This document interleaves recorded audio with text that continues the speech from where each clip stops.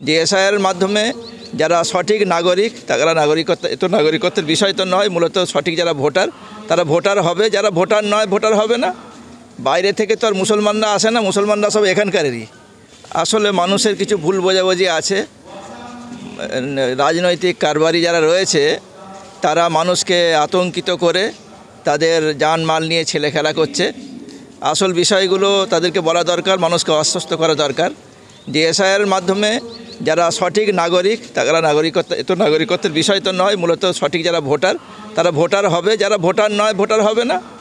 বাইরে থেকে তো আর মুসলমানরা আসে না, মুসলমানরা সব এখানকারেরই। হ্যাঁ, অন্য কারে সেখানকারে আসবে কেন? এখানে মুসলমানদের আতঙ্কের কোনো বিষয় নয়। বাকি যারা বাইরের তাদের তো বাইরের ব্যবস্থা তাদের রয়েছে, এখানে তাদের কোনো বিষয় নয় এখানে। কিন্তু শুভেন্দু অধিকারী বারে বারে বলছে যে বাংলাদেশ থেকে আসা 1-1.5 কোটি মুসলমানদেরকে এসআইআর হওয়ার পরে তাড়িয়ে দেওয়া হবে। আসলে সে পিঠ বাঁচানোর জন্য বলছে এটা।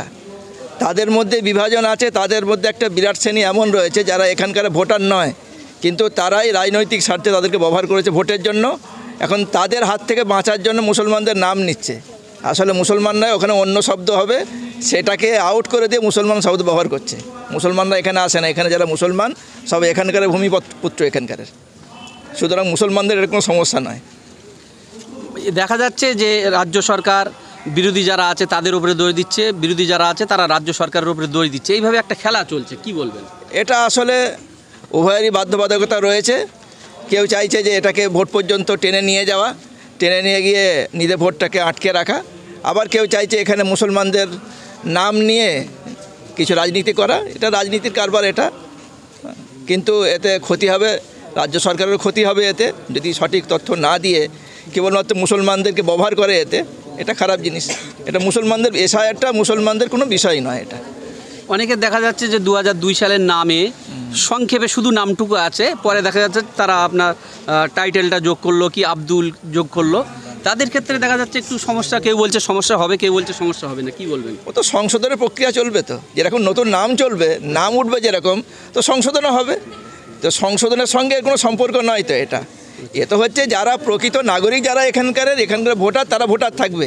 2002-তে যাদের নাম আছে, নিজেদের নাম আছে, বাপের কিংবা মায়ের নাম আছে, তো তাদের সঙ্গে লিঙ্ক করে দেবে, এই তো বিষয় এটা।